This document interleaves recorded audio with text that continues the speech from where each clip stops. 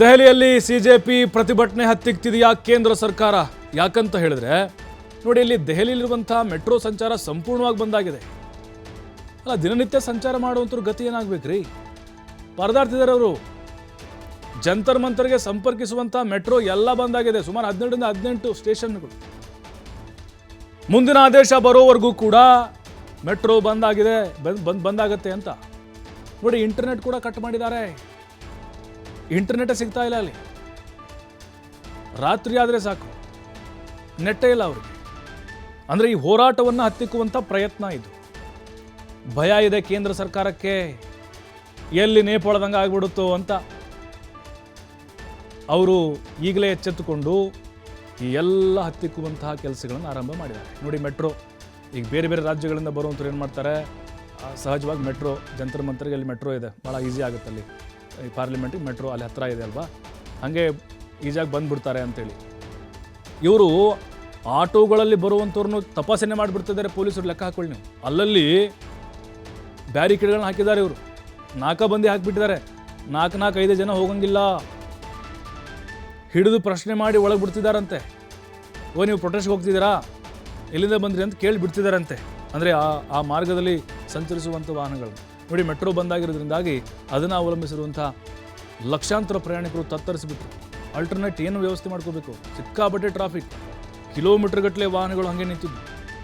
ಅಂದರೆ ಇಲ್ಲಿ ಬಹಳ ಕ್ಲಿಯರಾಗಿ ಗೊತ್ತಾಗೋದು, ಕೇಂದ್ರ ಸರ್ಕಾರ ಈ ಪ್ರತಿಭಟನೆಯನ್ನು ಹತ್ತಿಕ್ಕುವಂಥ ಪ್ರಯತ್ನವನ್ನು ಮಾಡ್ತಾ ಇದೆ.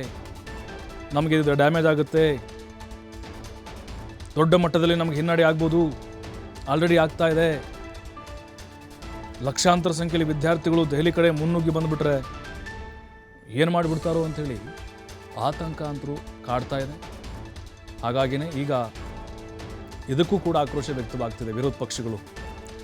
ಸ್ವತಂತ್ರ ಭಾರತದಲ್ಲಿ ನಮಗೆ ಪ್ರಜಾಪ್ರಭುತ್ವದಲ್ಲಿ ಸಂವಿಧಾನದಲ್ಲಿ ಹೋರಾಟ ಮಾಡುವಂಥ ಅವಕಾಶ ಇದೆ. ಆದರೆ ಕೇಂದ್ರ ಸರ್ಕಾರ ತನ್ನ ಬಲವನ್ನು ಬಳಸಿ ಅಧಿಕಾರವನ್ನು ದುರುಪಯೋಗ ಮಾಡಿಕೊಂಡು ಇದನ್ನು ಹತ್ತಿಕ್ಕುವಂಥ ಪ್ರಯತ್ನವನ್ನು ಮಾಡ್ತಿದ್ದಾರೆ. सरकार ने पॉजिटिव साइन दिखाया. सरकार ने बोला कि इन प्रिंसिपल हम लोग मान रहे हैं आपकी ये 2 डिमांड्स. तो कल हमें फिर से बुलाया है. अब धर्मेंद्र प्रधान का इस्तीफा जो सब लोग सुनना चाहते, क्या हुआ वो आशु बताएगा. तो सबसे विस्तृत चर्चा धर्मेंद्र प्रधान के इस्तीफे को लेकर हुई. बहुत सारे आर्ग्यूमेंट्स सरकार की तरफ से दिए गए, लेकिन हमने सिर्फ और सिर्फ एक बात कही कि जो 21 बच्चे हैं जिन्होंने नीट का पेपर लीक होने के बाद सुसाइड कर ली, उन जानों का जिम्मेदार कौन है, उनका जवाबदेह व्यक्ति कौन है, उनकी अकाउंटेबिलिटी किस पर है. हमने बहुत साफ शब्दों में सरकार को बता दिया कि धर्मेंद्र प्रधान का इस्तीफा नॉन नेगोशिएबल है. धर्मेंद्र प्रधान का इस्तीफा या उनके कैबिनेट के बर्खास्तगी के बिना यहाँ पर जो प्रदर्शन चल रहा है, जो पूरे देश भर में प्रदर्शन चल रहा है, वो प्रदर्शन बंद नहीं होगा. ये हमने आज सरकार को साफ शब्दों में कम्युनिकेट कर दिया है. हमने